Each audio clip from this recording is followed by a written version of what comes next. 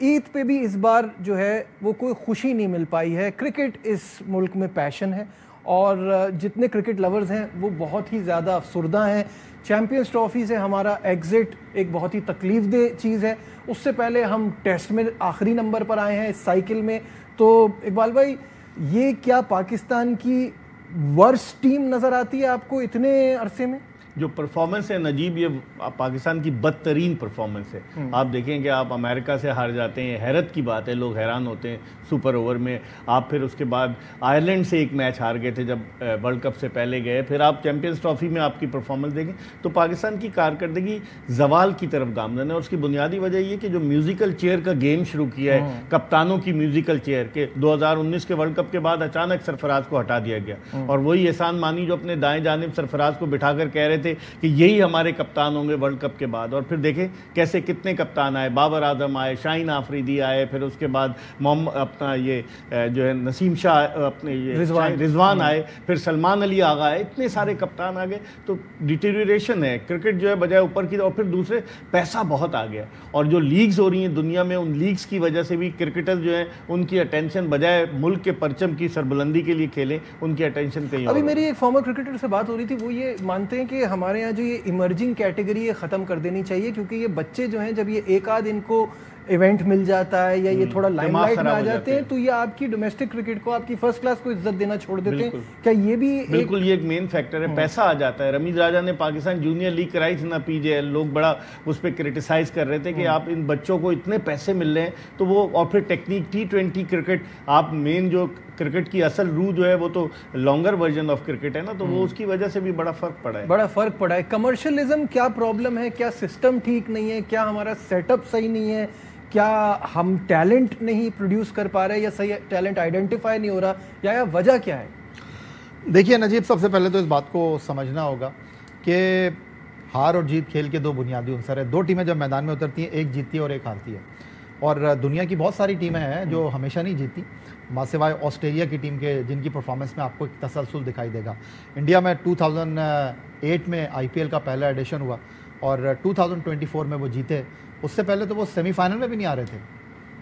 तो यहाँ पर इस चीज़ को अंडरस्टैंड करने की ज़रूरत है कि हमारे पास क्रिकेट कराची से खैबर तक और पाकिस्तान से बाहर लोग जो हैं वो बहुत ज़्यादा फॉलो करते हैं। अभी हारिस रऊफ़ ने जिस अंदाज में गुफ्तगू की न्यूजीलैंड के दौरे में कि कुछ लोग बैठे होते हैं हमारी नाकामी का इंतज़ार करते हैं, तो उनको ये भी अंडरस्टैंड करना चाहिए कि हारिस रऊफ़ एक टेप बॉल से पाकिस्तान क्रिकेट के स्टार बन गए और ये टेलीविज़न ही था, ये नाक़िदीन ही थे जिन्होंने हारिस रऊफ़ को यहाँ तक पहुँचाया। जब आप एक जीत के ऊपर टीम को आसमान की बुलंदियों पर लेकर जाते हैं तो फिर नाकामी के ऊपर आपके साथ यही होगा। लेकिन जहाँ तक बात है आपकी इस नाकामी के हवाले से, तो वो किसी शायर ने खूब कहा है ना, मैं अक्सर ये शेर सुनाता हूँ, मेरी बेगम कहती है यार अब ये शेर मत सुनाइएगा। वो ये शो भी देखेंगे तो यही कहेंगे यार आपने फिर ये वाला शेर सुना दिया। आप वो मुकर्रर तो नहीं कहती? नहीं, तो मैं दो शेर सुनाऊंगा कि पाकिस्तान क्रिकेट के हवाले से अगर देखा जाए कि हम अभी कुछ दिन पहले ये बात हो रही थी कि जिस तरह ओलंपियंस पाकिस्तान हॉकी की तबाही के पीछे हैं, बिल्कुल, तो दिल के फपोले जल उठे सीने के दाग से, इस घर को आग लग गई घर के चिराग से। इस वक्त पाकिस्तान क्रिकेट बोर्ड की बैक सीट के ऊपर जितने लोग पाकिस्तान क्रिकेट बोर्ड के सरबराह को बता रहे हैं कि किस तरह चीज़ों को करना है या पाकिस्तान क्रिकेट के हेल्म ऑफ अफेयर्स को देख रहे हैं, वो सब नाकाम तरीन लोग हैं। अभी इकबाल बेग साहब ने बताया ये पाकिस्तान की चैंपियंस ट्रॉफी में बदतरीन कारकर्दगी नहीं है। पाकिस्तान की चैंपियंस ट्रॉफी में बदतरीन कारकर्दगी 2013 की चैंपियंस ट्रॉफी में थी, जहां मिसबाउल हक की क़यादत में पाकिस्तान तीनों मैच बुरी तरीके से हारा था। उस टूर्नामेंट में हम शाहिद आफरीदी को नहीं लेकर गए थे, जिस तरह यहाँ पर हम रो रहे थे कि एक स्पिनर टीम में होना चाहिए। फिर दूसरा जो शेर है वो ये है कि आग न लग जाए कहीं खेल खेल में, आग न लग जाए कहीं खेल खेल में, भीगा हुआ ये शहर है मिट्टी के तेल में। क्योंकि अब ये बातें होने लगी हैं कि भाई आप इतनी बातें कर रहे हैं, आपने अपने करियर में खुद क्या किया। 92 के क्रिकेटर्स जो हैं पाकिस्तान क्रिकेट की तबाही के जिम्मेदार हैं, उन्होंने बहुत सारी बारियां ले ली हैं। क्योंकि 2000 के बाद वाले क्रिकेटर हैं वो पाकिस्तान क्रिकेट को लेकर चलना चाहते हैं। सिर्फ इसका बेहतर और आम सोल्यूशन जो है पाकिस्तान क्रिकेट का वही है कि आप अपनी डोमेस्टिक क्रिकेट पर फोकस करें। डोमेस्टिक क्रिकेट में आप इस बात को यकीनी बनाएं कि भाई डोमेस्टिक क्रिकेट में जो भी चेयरमैन आएगा वो खिलवाड़ नहीं करेगा पाकिस्तान क्रिकेट के साथ। जो डोमेस्टिक क्रिकेट का स्ट्रक्चर है उसको कंटिन्यू करेगा। पाकिस्तान का टॉप क्लास प्लेयर जो है, चाहे इंटरनेशनल एक्टिविटी हो, जिस तरह यूनुस, हफीज़, ये आकर पाकिस्तान की डोमेस्टिक क्रिकेट खेलते थे, आपने 3 मैच मस्ट खेले। बिल्कुल सही है, डोमेस्टिक क्रिकेट को इज्जत देना बहुत ज़रूरी है और उस टाइम पे स्ट्राइक फोर्स ना बनाए, तो ये भी बहुत ज़रूरी है। बिल्कुल स्ट्राइक। तो शाहिद साहब, जो आपकी तरफ में आऊँगा, अभी आया ने कहा ना कि एक गेम होता है तो हार है और जीत है, लेकिन प्रॉब्लम ये है कि हमारी हार ना अब मुसलसल हो गई है। 3 आईसीसी इवेंट्स में हम पहले राउंड में बाहर हो गए, तो दिस इज टू मच। अब लोग सवाल करना शुरू हो गए कि बेहतरी कैसे आएगी। बहुत कुछ करना पड़ेगा हमें। एक तो लॉन्ग टर्म में हमें अपनी डोमेस्टिक क्रिकेट अच्छी करनी पड़ेगी। आप डोमेस्टिक क्रिकेट में देख लें, आपने डोमेस्टिक क्रिकेट के परफॉर्मर्स को जो अगली स्टेज होती है ए क्रिकेट की, वो आप कभी भी नहीं देते। आपके ए क्रिकेट के टूर बार बार हम कहते हैं कीनिया, श्रीलंका, जिम्बाब्वे होते हैं जो हमसे सीखते हैं, हम उनसे सीख के नहीं आते हैं। इंडिया ने मुसलसल 2012 से लेके 2022 तक ए सीरीज खेली।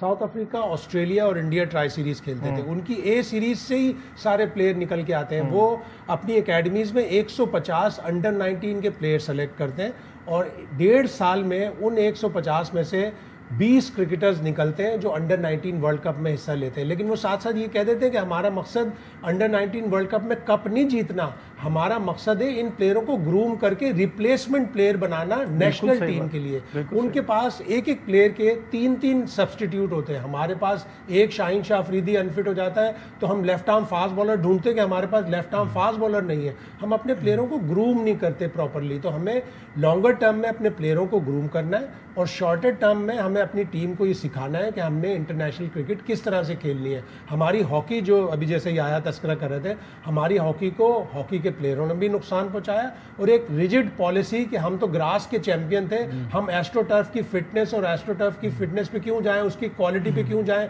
उसकी स्टाइल ऑफ प्ले पे क्यों जाएं। अगर आपने T20 क्रिकेट में इंटरनेशनल स्टाइल ऑफ प्ले नहीं अपनाया तो आपका हाल क्रिकेट का वही हाल होगा जो आपका हॉकी का हुआ है। तो आपको लॉन्गर फॉर्मेट में डोमेस्टिक क्रिकेट को, आप एक साहबजादा फरहान की मिसाल देख लें।